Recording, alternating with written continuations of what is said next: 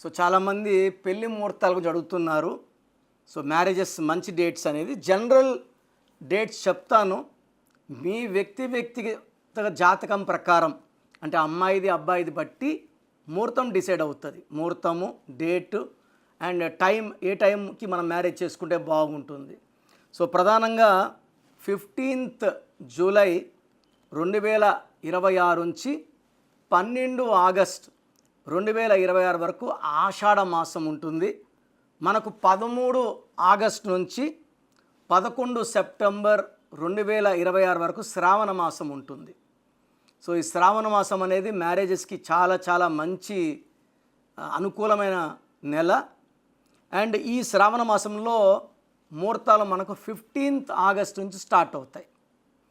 15 అంటే 1 + 5 6 అంటే శుక్రుడు లవ్కి, రొమాన్స్కి, మంచి సంతానంకి, డబ్బుకి, బాగా ఎంజాయ్ చేయాలి లైఫ్ అనేవాళ్ళు 15th ఆగస్ట్ మ్యారేజ్ చేసుకోవచ్చు. 16th ఆగస్ట్ చాలా మంచి ముహూర్తం ఉంది, ఆదివారం. 21 ఆగస్ట్ శుక్రవారం, 23 ఆగస్ట్ ఆదివారం, 27 ఆగస్ట్ గురువారం, 28 ఆగస్ట్ శుక్రవారం. అండ్ ఆగస్ట్లో పర్టికులర్గా ఈ 28 ఆగస్ట్ వచ్చి బర్త్ నంబర్ 1, డెస్టినీ 1 వస్తుంది. సో ఈ జంట ఎలాంటి అపార్థాలు వచ్చినా కూర్చొని మాట్లాడుకొని సాల్వ్ చేసుకుంటారు. సో వాళ్ళ కాపురం బాగుంటుంది, వీళ్ళకి అభివృద్ధి చాలా బాగుంటుంది. 28 ఆగస్ట్ 2026 ముహూర్తం 1/1 ఎక్సలెంట్గా ఉంటుంది. వీళ్ళు డబ్బుకి లోటు లేకుండా, ప్రేమకి లోటు లేకుండా మంచిగా జీవిస్తారు.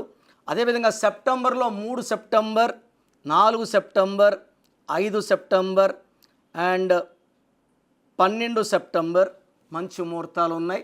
సో మనం వ్యక్తిగత జాతకాలు, పర్సనల్ అమ్మాయి అబ్బాయి కాంబినేషన్ చూసినప్పుడు ఏ డేట్ బాగుంటుందో నేను సజెస్ట్ చేస్తాను.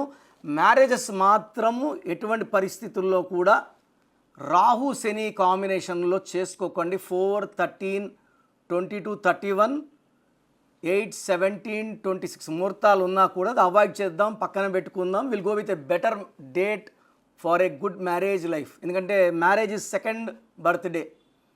సో ఈ మ్యారేజ్ బట్టి మన లైఫ్ స్టార్ట్ అవ్వాలా, స్పాయిల్ అవ్వాలా, పెళ్ళొచ్చిన వేళ మంచిదా కాదా అనేది మీ చేతుల్లో ఉంటుంది. మీరు మంచి ముహూర్తాలు పెట్టుకుంటే లైఫ్ బాగుంటుంది, చెడు ముహూర్తాలు పెట్టుకుంటే స్పాయిల్ అవుతుంది.